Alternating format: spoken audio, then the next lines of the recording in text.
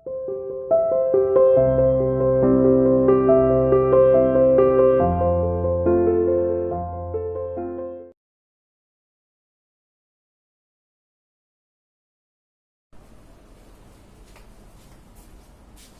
students, how are you? I hope you are fine. Students, we are doing class 6 social science. Our chapter number is chapter number 1. Book name is Social and Political Life. Book name is Social and Political Life. सामाजिक और राजनीतिक जीवन. And name of the chapter is Understanding Diversity. विभिन्नता की समझ. अब देखिए students, ये जो चैप्टर हम कर रहे हैं इसके कुछ इम्पोर्टेंट पॉइंट्स हैं. कुछ हमने कर लिए थे, कुछ न्यू पॉइंट्स है जो हम आगे करेंगे. फर्स्ट पॉइंट डिफरेंट क्वालिटीज, ये हम पढ़ चुके हैं. पॉइंट 2 मेकिंग फ्रेंड्स, दोस्त बनाना, इसका हमने डिस्कशन किया. Point 3 difference in religion, caste, social status, ये हमने पहले भी डिस्कस किया है और अब आगे और करेंगे. Point 4 what does diversity add to our lives, विभिन्नता हमारे जीवन में और क्या जोड़ती है. जो विभिन्नताएं हैं इससे हमारे जीवन में और क्या क्या जुड़ जाता है. देखिए अभी हम इससे पहले जो हमने पढ़ा था, जो एक लड़का है जो न्यूज़पेपर खरीदता है उसका नेम भी समीर है और जो न्यूज़पेपर बेचता है उसका नेम भी समीर है. लेकिन फिर भी दोनों के बीच में कई डिफरेंसेस हैं. क्या है कि जो न्यूज़पेपर खरीदता है वो तो स्कूल भी जाता है, इंग्लिश भी बोलता है, हिंदी भी बोलता है. लेकिन जो न्यूज़पेपर बेचता है उसका नेम भी समीर है लेकिन वो स्कूल नहीं जाता है. और उसका जो न्यूज़पेपर बेचता है उसका रिलीजन मुस्लिम है, वो उसका धर्म जो है वो मुस्लिम धर्म का है वो, और खरीदने वाला वो है हिंदू धर्म का. लेकिन जब दोनों एक दूसरे से बातचीत करते हैं तो एक दूसरे से हाथ मिलाते हैं और जो न्यूज़पेपर खरीदने वाला समीर है उसके जब वो उससे हाथ मिलाता है, उस बच्चे से जिससे न्यूज़पेपर खरीदता है, समीर 1 जब समीर 2 से हाथ मिलाता है तो समीर 1 ये महसूस करता है कि समीर 2 का हाथ मेरे हाथ में सुरक्षित है, जैसे कि एक बर्ड अपने घोंसले में सुरक्षित रहता है इस तरह से. और वो आगे निकल जाता है, उसके बावजूद भी उसके हाथों की गर्माहट उसको महसूस होती है.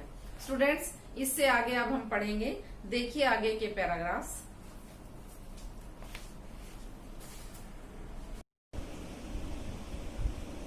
देखिए स्टूडेंट्स, हम भारत की विभिन्नता की बात कर रहे हैं. डाइवर्सिटी इन इंडिया, भारत में विभिन्नता. देखिए कितने सारे धर्मों के लोग भारत में रहते हैं, कितनी सारी वेशभूषा पहनते हैं, कितनी सारी बोलियां हैं यहाँ पर. लेकिन फिर भी हम सभी अपने भारत में एक होकर रहते हैं. हम सभी भारतीय कहलाते हैं और सबके अपने अपने रीति रिवाज है. सब अपनी ही आजादी से सब कुछ अपनी परंपराएं और अपनी जो उनके धार्मिक विश्वास है उनको फॉलो करते हैं. अभी देखिए हम 2 स्टेट्स की बात कर रहे थे. एक स्टेट है हमारा लद्दाख, दूसरा है केरला. तो हमने अभी लद्दाख के बारे में पढ़ा कि वो हमारा नॉर्थ वेस्ट में है, पड़ता है लद्दाख. और यहाँ पर कुछ दर्रे हैं जहां से इसके आगे फिर तिब्बत पड़ता है. तो वहां से मध्य एशिया के व्यापारी भारत में आए और वो अपने साथ अलग अलग चीजें व्यापार करने के लिए लाए. अब ये है कि जो लद्दाख है उसकी अपनी भौगोलिक स्थिति है और वहां पर साल के बहुत सारे महीनों तक बर्फ रहती है. उसकी अपनी ज्योग्राफिकल कंडीशंस हैं जो कि बिल्कुल डिफरेंट है. इसके बाद में है कि अब हम पढ़ेंगे केरला. केरला कहाँ है? बिल्कुल इंडिया के साउथ में है, सदर्न टिप पर है. और अब इसकी क्या विभिन्नताएं हैं देखिए, इसके बारे में हम पढ़ेंगे अभी. देखिए Kerala is a state in the south west corner of India. Kerala भारत के दक्षिण पश्चिम भाग में है. It is surrounded by the sea on one side and hills on the other. ये एक तरफ समुद्र से घिरा हुआ है और दूसरी तरफ पहाड़ियों से घिरा हुआ है। A number of spices like pepper, cloves and cardamoms are grown on the hills. बहुत बड़ी संख्या में यहाँ पर अलग अलग प्रकार के मसाले जैसे कि काली मिर्च, पेपर मीन्स काली मिर्च, क्लोव्स लौंग और कार्डेमम्स इलायची, यहाँ की पहाड़ियों पर ये सारे मसाले होते हैं। इट इज स्पाइसेस, ये वो मसाले हैं that made this region an attractive place for traders. ये वो मसाले हैं जिन मसालों ने विदेशियों को, व्यापारियों का एक आकर्षक स्थान रहा है ये मसालों की वजह से Kerala. Jewish and Arab traders were the first to come. जो यहूदी लोग हुए हैं और अरब व्यापारी हुए हैं वो सबसे पहले यहाँ आए थे केरला में व्यापार करने के लिए। The apostle of Christ Saint Thomas is believed to have come here nearly 2000 years ago। जो ईसाई धर्म के धर्मदूत हैं संत थॉमस, जिनका नाम है संत थॉमस, सेंट थॉमस, ये कहते हैं कि करीब 2000 साल पहले भारत में केरला में ही वो आए और भारत में केरला में क्रिश्चियनिटी मीन्स ईसाइयत को यानी ईसाई धर्म को फैलाने का काम जो है वो उन्होंने ही किया था। वही सेंट थॉमस ही भारत में ईसाई धर्म को लेकर आए। देखिए, भारत में ईसाई धर्म को लाने का श्रेय क्राइस्ट, जो अपोस्टल ऑफ क्राइस्ट है, धर्मदूत हैं सेंट थॉमस, उनको दिया जाता है। He is credited with bringing Christianity to India, लगभग 2000 साल पहले। Many Arab traders also came and settled down here. कई अरब व्यापारी यहाँ पर आए और यहीं पर बस गए। Ibn Battuta who travelled here a little less than 700 years ago। Ibn Battuta एक यात्री थे जो 700 साल से भी कम साल पहले यहाँ पर आए थे। रोट आ ट्रैवलॉग, उन्होंने अपनी एक यात्रा की कहानी लिखी है, यात्रा वृतांत लिखा है उन्होंने, इन विच, जिसमें लिखा है he describes the lives of Muslims, जिसमें उन्होंने मुस्लिम लोगों की लाइफ के बारे में वर्णन किया है। एंड सेज, और बताते हैं वो, that they were a highly respected community, कि मुस्लिम कम्युनिटी जो थी वो बहुत ही सम्माननीय कम्युनिटी थी, समुदाय था। The Portuguese discovered the sea route to India from Europe. पुर्तगालियों ने यूरोप से भारत के लिए समुद्री रूट खोजा। When Vasco the gamma landed with his ship here, जब वास्को द गामा, जिसने कि अपना शिप यहाँ पर केरला में रोका, यानी कि वो केरला में आए, वो यूरोप के थे, व्यापारी थे वास्को डी गामा, और वो पुर्तगाली थे। पुर्तगाल से चलकर वो पूरे अफ्रीका को पार करते हुए इधर, तब वो भारत में केरला में पहुंचे थे सबसे पहले, तब उन्होंने अपने शिप को यहाँ पर रोका था। Because of all these various historical influences, इन सारे विभिन्न ऐतिहासिक प्रभावों के कारण people in Kerala practise different religions such as Judaism, Islam, Christianity, Hinduism and Buddhism. इतने सारे ऐतिहासिक प्रभावों के कारण केरला के लोग अलग अलग धर्मों को मानते हैं, जैसे कि जुडाइज्म होता है यहूदी, इस्लाम मुस्लिम लोग या जो इस्लाम धर्म को मानते हैं, ईसाई धर्म को मानने वाले, हिंदू और बौद्ध धर्म को मानने वाले। The fishing nets used here look exactly like the Chinese fishing nets and are called cheenavala. जो मछली पकड़ने का जो यहाँ पर जाल है, नेट है, जो यहाँ पर लोग यूज करते हैं, वो बिल्कुल चाइनीज लोगों के जैसा है। जैसे चाइनीज लोग मछली पकड़ने के लिए यूज करते हैं, बिल्कुल ऐसा ही नेट ये लोग यूज करते हैं, जिसका कि नाम है cheenavala. Even the utensils used for the frying is called the cheena चट्टी।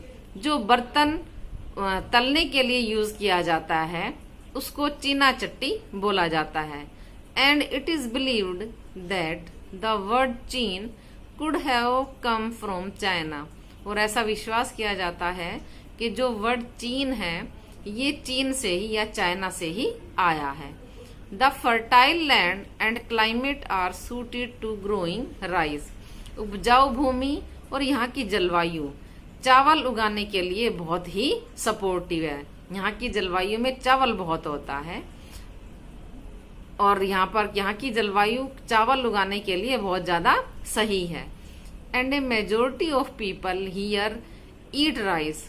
और ज्यादातर लोग यहाँ पर चावल खाते हैं, फिश खाते हैं एंड वेजिटेबल्स और सब्जियां खाते हैं। तो केरला जो हमारा साउथ इंडिया में है वहां पर जो बिल्कुल समुद्र के किनारे है वहां पर फिशिंग होती है, वहां चावल उगाया जाता है और केरला में हमारे मसाले बहुत होते हैं और यहाँ पर लोग चावल काफी खाते हैं, फिश खाते हैं और वेजिटेबल्स खाते हैं।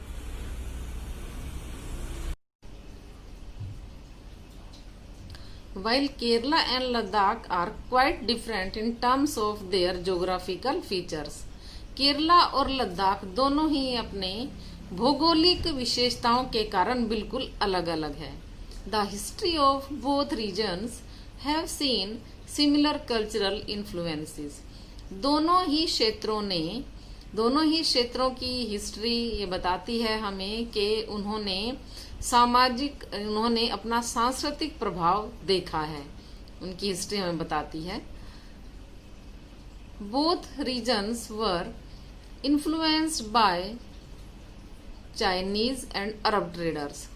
दोनों ही क्षेत्रों पर चीनी और अरब व्यापारियों का प्रभाव था।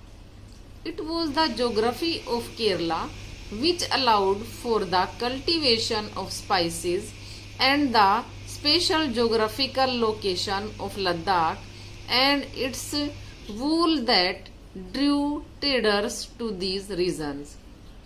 It was the geography of Kerala. ये केरला की ज्योग्राफी भूगोल था कि which allowed for the cultivation of spices, कि उसकी मिट्टी वहां की जलवायु ऐसी है कि वो मसालों की खेती के लिए बिल्कुल उपयुक्त है। And the special geographical location of Ladakh and its wool, और स्पेशल जो ज्योग्राफिकल लोकेशन है लद्दाख की कि वहां पर वूल बहुत होती है। That drew traders to these regions, जो कि व्यापारियों को उस क्षेत्र की तरफ खींचती है। देखिए केरला में मसाले होते हैं और लद्दाख में फाइन क्वालिटी की वूल होती है। Thus history and geography are often tied in the cultural life of a region.